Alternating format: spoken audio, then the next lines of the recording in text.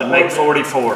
That'd be 44 once that one I goes thought maybe down. you said 44 last. We've had 43 houses that have Okay, been 43 blighted or abandoned, dilapidated houses So tore down. that's a good update. And then, we got about, 142, probably just round off to 150 spaces at Court Day now with the new map that's kind of, we're wrapping some things around that center.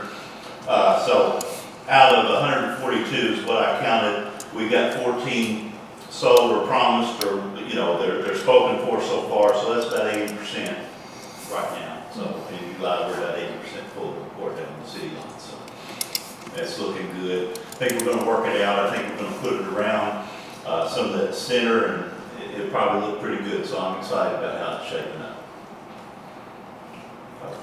You don't have anything else? I do, sorry. Let's talk about pigeons. Am Code I off? enforcement. Well, I mean, that's Are you fine. gonna put that together right now? You're being. No, what I'm asking is, let's say that there's windows out of buildings, because that's one thing that people, windows out of buildings, and pigeons are flying in open buildings, or you see the back of a building that's wide open and there's a tarp flapping. I mean, that obviously is an owner responsibility, and a lot of those pigeons, that's where they go. Do we have code enforcement ordinance for that? How do we handle that? So, good question. In We use it those, on Redmond building. like we'll use Redmond for an example. We would ask them to fix that issue. If they don't, then they can be fined, Okay. and we would start that process of fining until they comply. So they- All egresses need to be, you know, Sealed off. boarded. Yeah. Boarded. We'll take, plexiglass if they don't have, you know, you buy that Windows, right. cheaply, something that the birds can't penetrate through. Gotcha. Okay. So Or people. there are these old historic buildings here, and you can walk around and see places where birds have. So that is a good discussion. Where is the line that we are going, that we decide we're gonna start Right. trying if we're gonna to start find doing it, somebody? then they gotta start doing their part. Well, absolutely. Building owners have a responsibility They to do. abate nuisances too. And, you know, with a lot of these older buildings, we will ask property owners to try to address those issues, to be good neighbors. There's also the sensitivity of, you know, if you have a business in a building, it's tough being a small business owner, you know, and having a lot on your plate to try to add something else. So a lot of what we do is asking, will you please partner with us to try to fix issues? In a case like the Redmond building, there's nobody there. Yeah, they just gotta plug holes. Or put up, you know, barriers, windows, and they've been good about doing all of that. There's still some areas where they're getting in. We can make those notifications, and it's just a matter of, on a code enforcement side, how far we want to Go push with that. Yeah. Okay. So generally, we've as long as they've put in windows, put up barriers, put in plywood, whatever it is, that's satisfied our code enforcement. Gotcha. But Speaking of the Redmond building, what's going on? I mean, we've not had any updates. They're at a stopping point right now. Yeah. Stephen, anything else? I'm sorry, Debbie. Once you write a letter to a property owner, Yeah.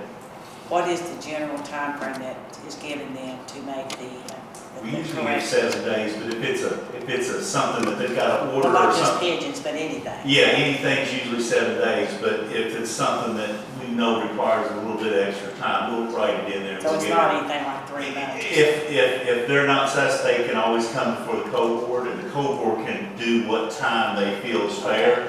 We've done 60 days, we've done 30 days, we've done next meetings, you know, hey, have this done by next meeting. Try to work with You know, we try to work with them because we're not trying to find anybody or where we're just trying to get it done and get the nuisance abated, Okay, however we can.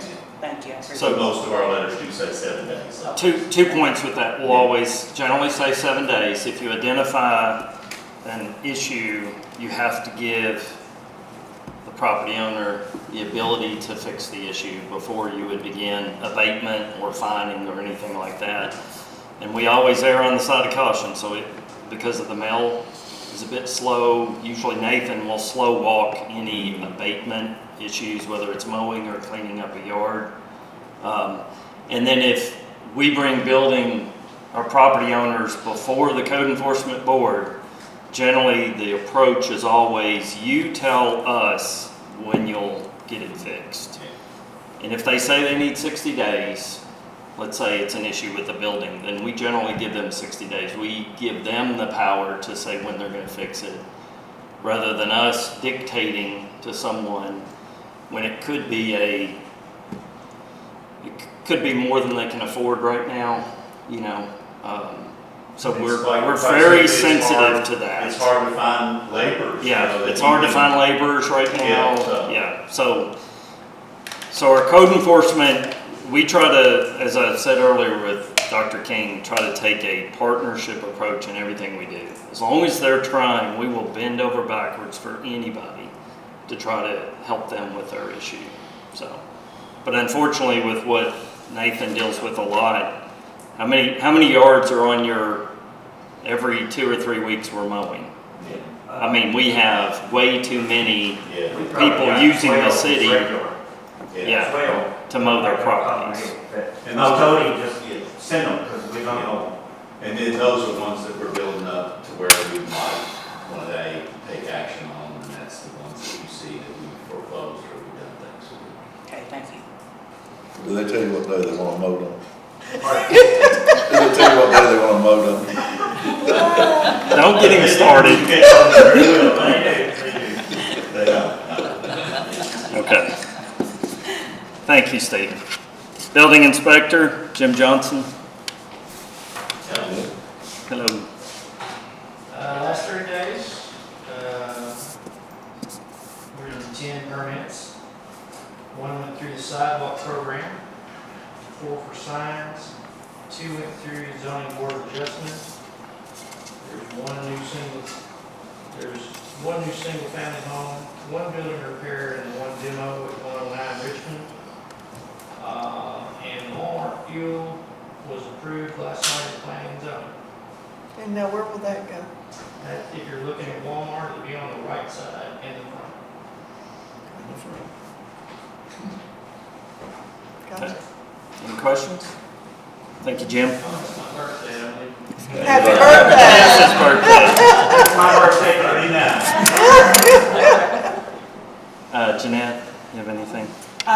Yes, I'd just like to update you and let you know that we did get all the liquor and beer license reissued for this year with no issues. Everybody complied and everything was done on time.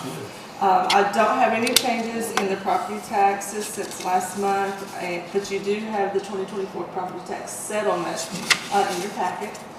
As far as the business license, our last meeting, I still had 35 delinquents, and I had said that I was going to send out one more final notice, and I did, and I got 15 replies. So I still have 20 outstanding with some promises that the check is in the mail. So I'm going to give them to the end of the month, and then if whatever I have left over at the end of the month, I will give to Megan to go ahead and move forward with whatever she needs to do to. That's all I have. Okay, thank you, Jeanette. And then from me to you, I put this on everybody's desk, so this is kind of the meeting schedule for the next month. If you want to attend a public meeting with me, you're more than welcome, or you can see we have quite a few events that are going on. This sheet right here that you have on your desk is just some highlights. You can see on the left-hand side with projects, we're as busy as we've ever been in the city. So I won't hit them all, but City Parking Lot 1, that bid notice has been posted. That'll be in the paper this week. We're accepting bids for revitalization of City Lot 1. That is directly across from the senior center. So in a perfect world, we get somebody bid on it. As soon as that senior center's done, we'd like to move forward with revitalizing that parking lot. But more to follow. We'll see what kind of bids we get in on that. The Columbia Gas Neighborhood Project, AKA Main Street Project, as you can see, that's been going on down along East Main Street from Queen Street down to Willow. That should be completed by the time we meet next month. Wastewater treatment plant upgrade, that project has been pushed back to a completion date of November of 2025, so hopefully we'll have a ribbon cutting here before the end of the year and open up a brand new wastewater treatment plant. The East High Street project, if you've traveled East High Street, you can see that they are still very busy replacing the water lines there. Hopefully that project will be done by the next time we meet. The Greenbrier Reservoir rehab is taking place right now. You may have seen that there were some road closures out in the vicinity of the reservoir, which is good because the dam is being repaired, some structural issues and so forth that are taking place. That project should be completed by Christmas. And then the TAP 3 sidewalks, you heard the project update tonight, so look forward to that project downtown. They're gonna look spectacular when they're done, but it'll be a trying few months ahead of us as they replace those sidewalks. On the right-hand side, we've got First Friday Market coming up, so very excited about that. We're gonna add an hour to our First Friday this year, right? Yeah, so First Friday will go from 5 to 9, correct? So looking forward to that. And staffing report, of course, we're stable right now, but we're going to be losing a couple people here at the end of the month. So always looking for good people, wanting to work for the city of Mount Sterling. If you know of anyone that wants to come work for a great local government, send them our way. Any questions for me? All right. Next is item number 10, which is the surplus of the 2006 Ford Crown Vic. This was the code enforcement vehicle that Stephen Tuttle drove for years. He has upgraded vehicles. He received an old police vehicle that rotated off that rotation, so we are surplusing this 2006 Ford. Any questions? Got a motion, Barnes, second by Trimble. Any further discussion? Poll the members, please. Barnes. Aye. Hilton. Aye. King. Aye. Ledford. Aye. Murphy. Aye. Trimble. Item number 11 on the agenda is appointing Chelsea Coleman to the Parks and Recreation Commission. This is filling a vacant seat. This is a joint appointment. The county approved her appointment earlier this evening. That will run through June of 2028. Who is she? I mean, She'll be great. Yes. she She works somewhere in amazing. town. Olympic Steel. Yes, Okay. she's the HR. And she's the HR manager out there, so she brings that skill set Very good. to a really She's very, good very commission that's out there. She runs the DYW program Mm-hmm. and through the school. She has served on the chamber board Yeah. before, so yeah, She's she's been on a Sterling Hills Board. Just didn't know the name. She's got Great 2 appointment. young kids in sports. She'll be She was fantastic. with Chelsea Miller when she was younger. yes. Got a motion by Trimble, Second. second by King. Any further discussion? Poll the members, please. Barnes. Aye. Hilton. Aye. King. Aye. Ledford. Aye. Murphy. Aye. Trimble. Next item is appointing Robert Powell to the Tourism Commission. This is filling a vacant seat. This will run through June of 2027. I'll make a motion. Motion by King, Second. second by Murphy. Any other discussion? Poll the members, please. Barnes. Aye. Hilton. Aye. King. Aye. Ledford. Aye. Murphy. Aye. Trimble. Councilmember Murphy, item number 13. First reading of ordinance. 14, I'm sorry. First Well, it reading of depends ordinance. on which, I've got 2 different agendas. Oh, we had so had I the don't know which updated with the public comment, so yeah. They're- Next item on the agenda. one. Sorry. First reading of ordinance 2025-06. An ordinance amending ordinance 9-2021 entitled, an ordinance establishing regulations for the annual October Court Day Festival hosted by the city of Mount Sterling, Kentucky. Do I have a second? Second by Barnes. Discussion. So our big item here, folks, is the date of the festival. Starting in 2026, the festival will run Friday, Saturday, end on Sunday evening. There are no other changes to this ordinance. Any other Other discussion? Call the members, please. Barnes. Aye. Elton. Aye. King. Aye. Ledford. Aye. Murphy. Aye. Trimble. Next item, Councilmember Trimble. First reading of ordinance 2025-07, an ordinance authorizing the operation of street legal special purpose vehicles as identified by KRS Chapter 186 on highways and streets in the city of Mount Sterling, Kentucky, and establishing restrictions for operations. Do I have a second? Second by Barnes. Discussion?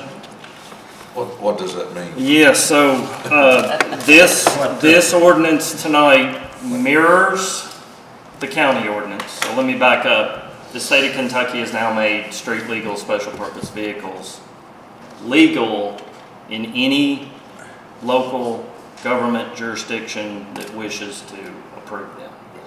Montgomery County Fiscal Court is approving them to operate here in Montgomery County. Menifee County, they were the first ones, weren't they? They were. They were the They're trendsetters. licensed and going. So, You have to license them? Yeah. yes, It's they'll like have to taxis. be licensed, they'll have to have inspections, So my they'll little have to have triangle, my insurance. little triangle that says I'm a farmer. They don't have those, yeah, Yeah. but they have to have the turn signals, there's a whole list of Blocker. things, and the sheriff's department will have to approve these.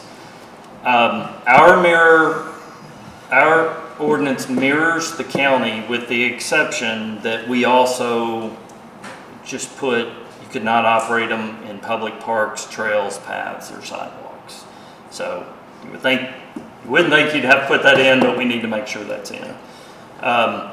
We had to do something because the county is passing this, and you can imagine the chaos if they have an ordinance and we don't, trying to enforce that.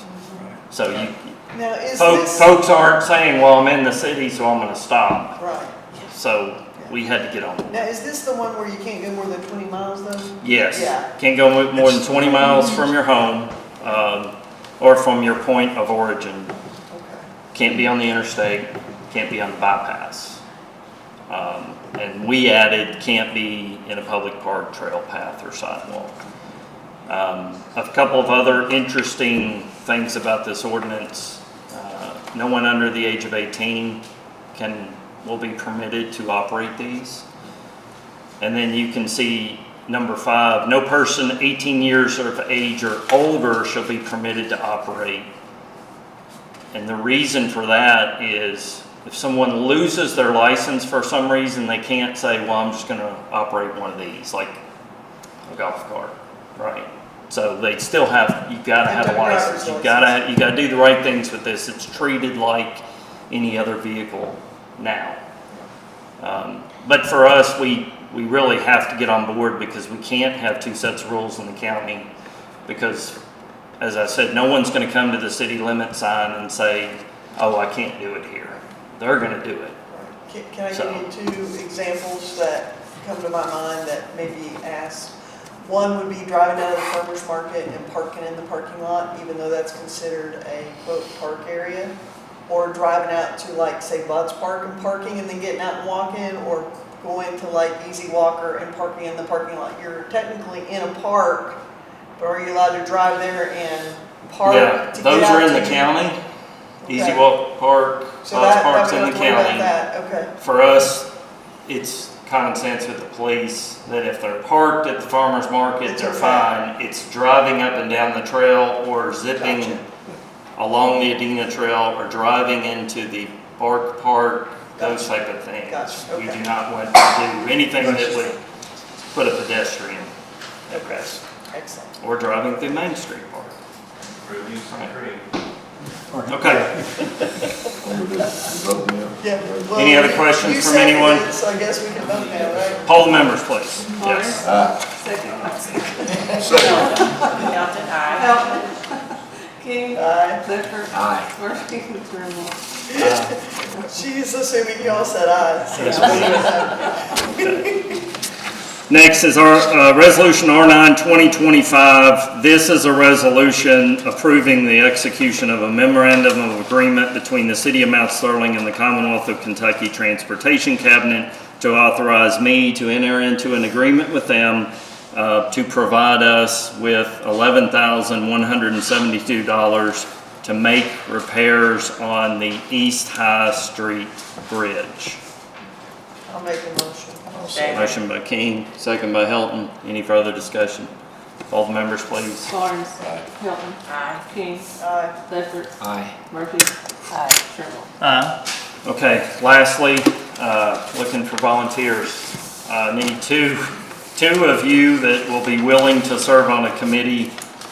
We, as you know, are moving forward with establishing green sinks along the Hingston Creek. The first set will be in the Bart Park. We have 6 different firms who have submitted proposals. I have to have a committee to select which engineering firm is going to work for us. So myself and the building inspector, Jim Johnson, are going to serve on it. Dr. King, you will. Just need one more. Pam Murphy's going to, so we are set. Thank you all for volunteering. Okay? I'll get you those packets before you leave here. All right, any other questions from council, comments? All right, thank you all very much for your service. Just ask for a motion to adjourn. So moved. Motion by King, Second. second by Hilton. Hearing no objections, this meeting is adjourned.